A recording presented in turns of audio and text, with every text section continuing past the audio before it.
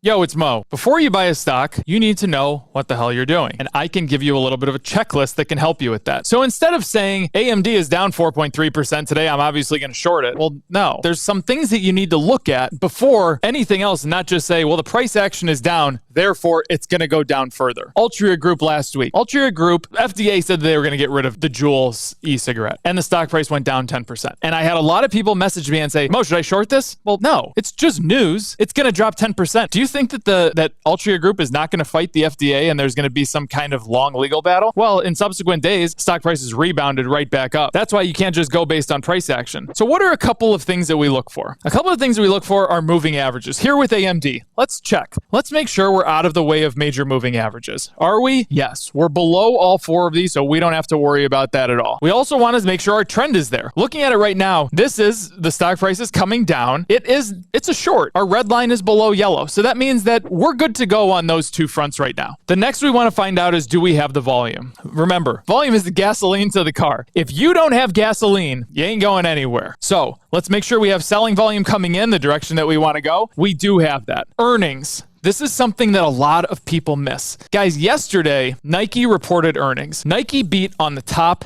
and bottom line from the previous quarter. But their forward guidance was lacking. People didn't like it, and the stock price was down 7% yesterday. Earnings are a total crapshoot.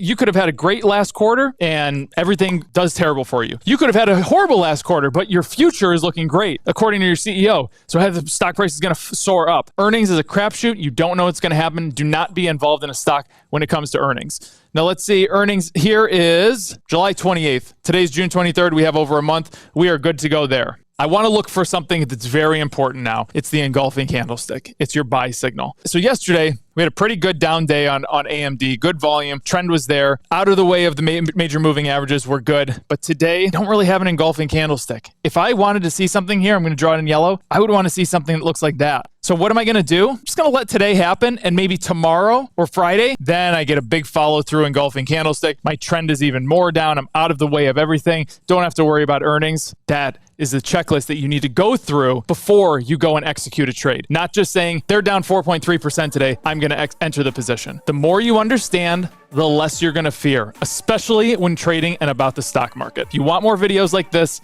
click right here. Catch you on the Flippity Flop.